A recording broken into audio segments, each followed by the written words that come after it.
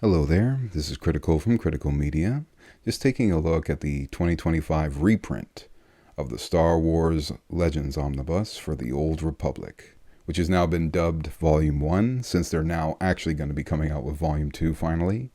And what we usually do at this channel is give you an idea of what to expect if you ever come across these books in the wild. So we go over the exterior, some bonus material, art and plot points, and then a brief review at the end.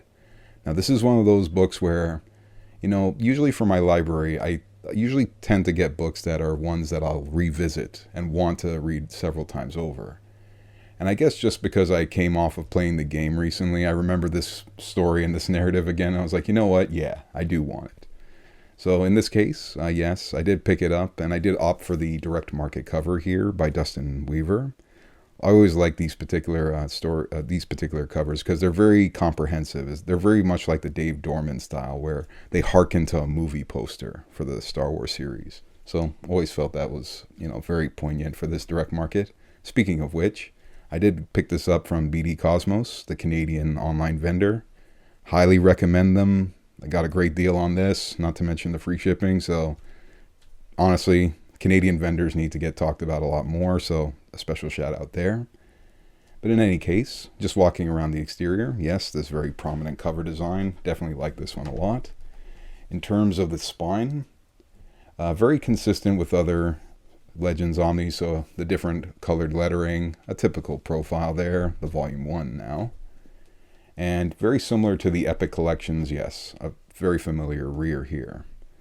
Now underneath the dust jacket, yes, it is more of a wraparound image that, admittedly, it does seem a little too busy. So, yeah, it kind of deals with that whole Ragcool storyline. I think that was what Star Wars Vector. But, yeah, in all honesty, I'm not the biggest fan of this particular one. I guess it could have been more vibrant. And that's saying something, even with lightsabers on it, right? The book is pretty big, though. It's about a 1,300 pager. I actually think it's close to 1,350 pages. And the spine is more than fine, so you don't have to worry about that. It does open up very nicely, so you don't have to worry about that. And not to mention, there's very few two-page spreads, so you don't have to worry about that too much either. Now, in terms of bonus material, very similar to other Legends Omnis. Yes, it has the handbook there, so a lot of factoids about what was going on. After all, this does take place about 4,000 years before the destruction of the Death Star, so I guess it does help having these factoids. So yeah, you have your protagonist, Zane Carrick. Very, very lovable character. Yeah, there's Marn Hieroglyph. I'll just refer to as Griff from now on. Oh, there's Slisk. And then the very important female lead in Jerael. The mysterious kind of, I guess, female love interest. I guess you can kind of call her a love interest. Thankfully, they don't play that card too heavily. Thankfully. But nonetheless, yeah, the questioner here, Roland Dyer. So you had to have your obligatory Mandalorian, especially during this time, just before the Mandalorian Wars. Or should I say during. And then this whole conclave idea with these different sects of the Jedi Order. And yeah, there's Lucien Dre, a character that you're going to love to hate. And your typical designs with the ship design here. I have to admit, I'm kind of surprised they did it for this ship instead of like one of the main ships later in the series. But still, same thing goes for this one. Like, these two are pretty brief in the overall narrative, but I understand why they're there. And yes, a very intriguing set of two characters here, especially for those of you who've played the game, Knights of the Old Republic. Yeah, and there's Carth Onasi, and then hilariously Saul Karath, also from the game. But anywho, that's just a little piece of the bonus material there. In terms of, yes, the overall narrative, and yes, it is mainly heralded by John Jackson Miller. Brian Ching is probably the main series artist, and yes, there are quite a few guest artists throughout the series. But I'd say like Brian Ching is like the one that always comes back and probably lends the most of his artwork to the series. So very impressive there. And in terms of at least the content, because this is a Legends Omni, surprisingly though, it's very cohesive because it's mainly the Star Wars Knights of the Old Republic series from like 2006. And just looking at this now, I always thought it ran up until like maybe 2009, but wow, it actually went as far as early 2010, so very impressive there. So it has the main series, the first 50 issues, and then it has the follow-up series, a little mini-series called Knights of the Old Republic War, which is basically when the Jedi actually began to intervene in the Mandalorian Wars. But anywho, in terms of the overall plot, art and plot points and whatnot, the series does really focus around this protagonist. So Zane Carrick. You can't help but like him. He's basically a Jedi Padawan. He's kind of a school dropout in a sense. He just can't seem to get things or understand the Force very well. The Force tends to do the opposite of what he wants to do or what he's trying to do. And, compared to his other, fellow colleagues or fellow Padawans, even they notice, he's kind of a lackey. But in any case, at this point, because he's a Padawan, he's kind of like a policeman, so he's always hunting down crooks. And this one crook, Griff, he always eludes him, this hustler, Griff. And I just love how almost every time Zane's about to capture him, he just always fails. He always screws up, bounces off into traffic, crashes into a building, and ends up interrupting a party. It's perfect, the kind of chaos that Zane Carrick kind of introduces to everything. But yeah, as the narrative kind of progresses, you're kind of given this idea that, something's up, something's a little off. At least whenever he's going to be graduated, which even he's surprised he's going to be knighted as a Jedi. He's rushing to the ceremony only to discover his fellow colleagues have been murdered by their own masters, including his own, Lucien Dre. So that's what I kind of love about this series, is that it kind of paints the Jedi as not perfect, which is very true. It kind of makes sense. The Order, which is much bigger than it is when you ever watch the films, it makes sense that they have these little subsects within them. And these ones, they call themselves the Covenant, or the Dre, or at least the Dre family trust. And they're basically a bunch of Jedi who think that they're trying to stop the next Sith war by killing off their Padawans, thinking one of them's perhaps a hidden Sith.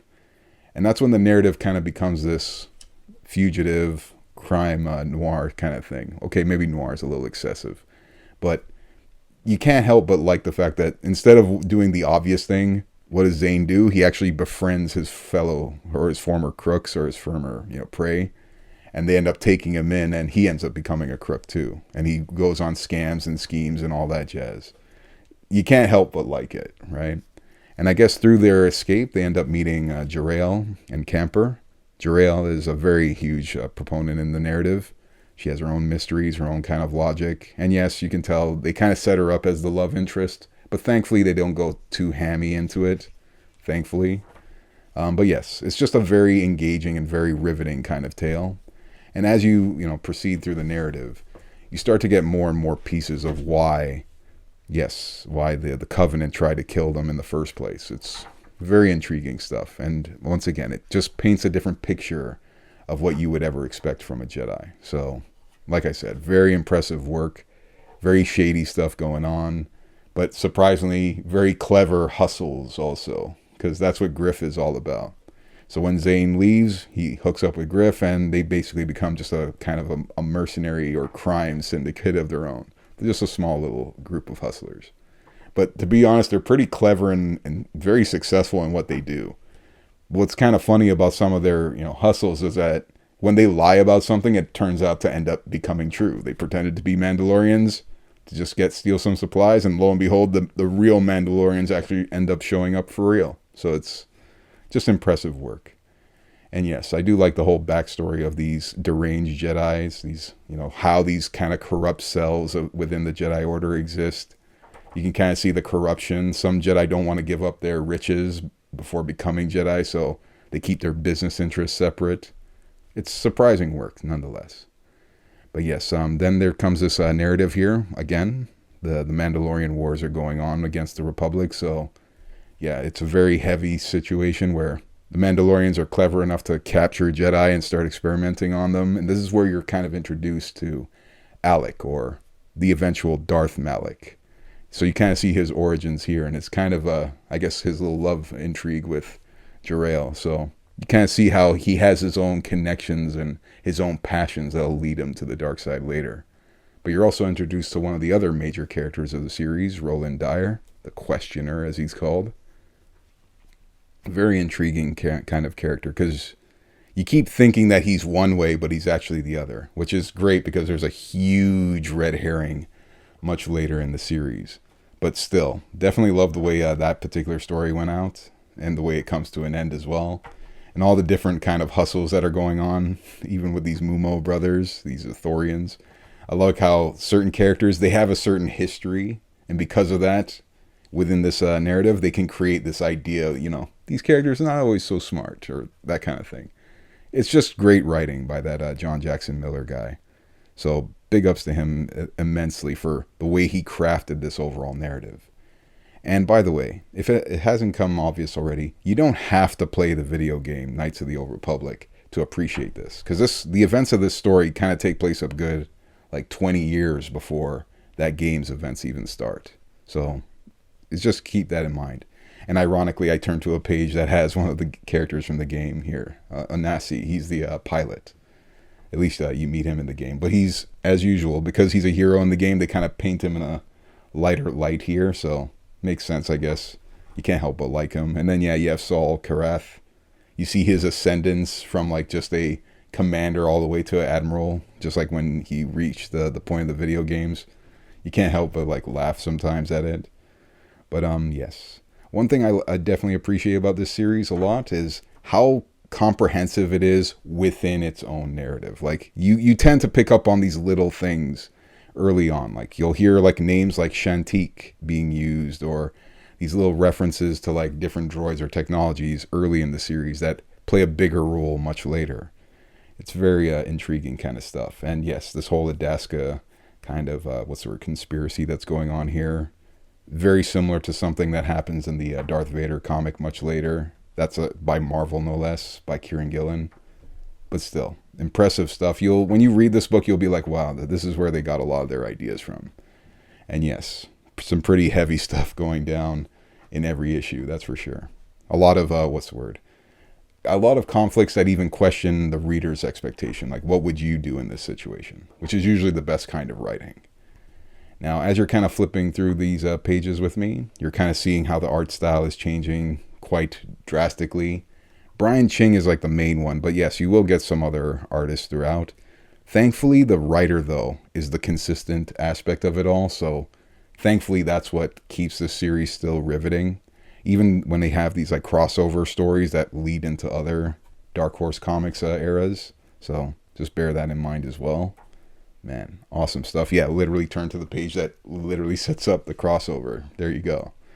But man, surprisingly good narratives and surprisingly good little red herrings here and Easter eggs, like all these Sith artifacts that you'll see in the game eventually.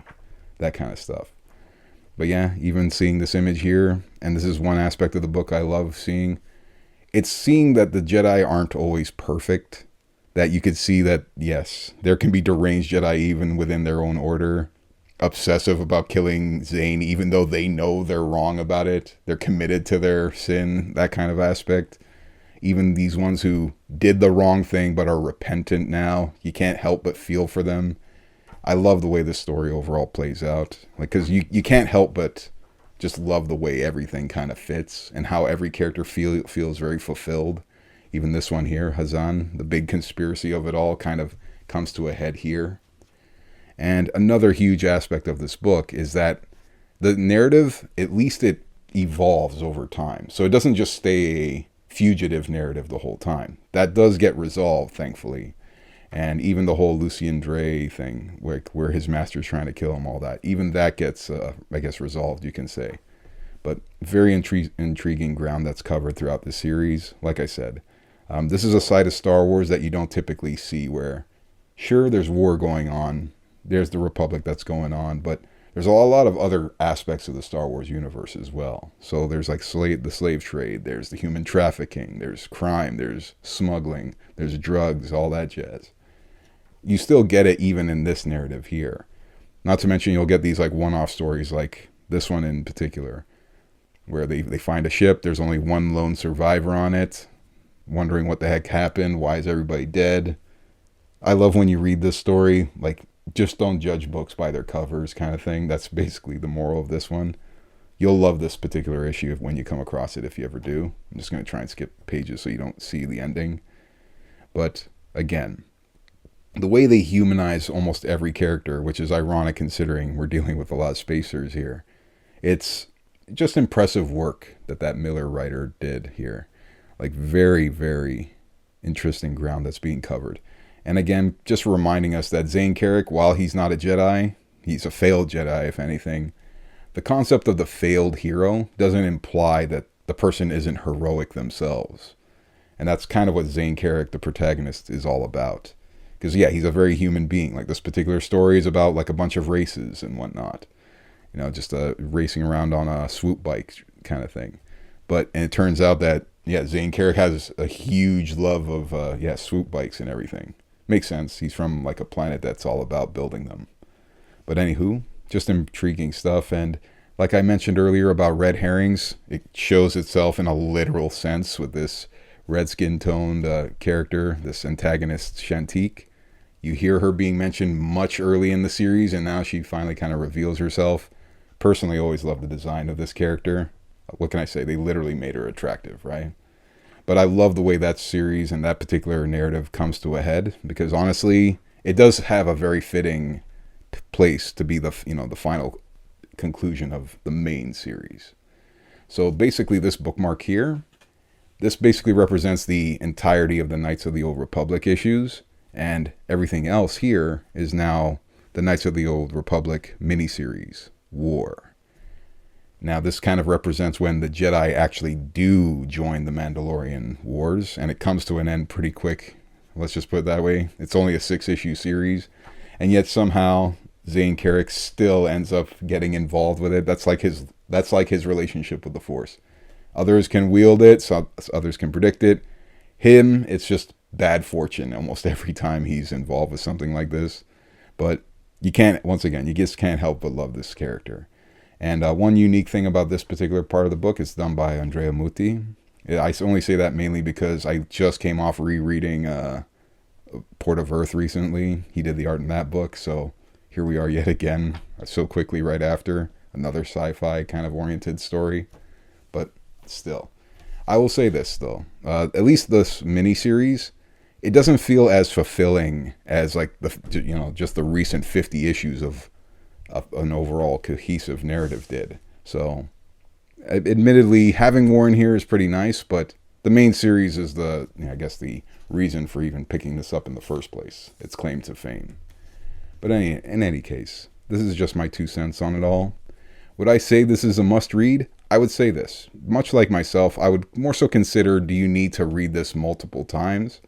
Or is it just one that you can read once and maybe just read it digitally? Because I do feel you should at least experience this narrative, whether you want to own it in this format or just sample it through digital means. But that's just my 2 cents on the matter, and hopefully you guys have your own, which as always I wouldn't mind reading in the comments down below. Y'all folks take care and enjoy the rest of your day.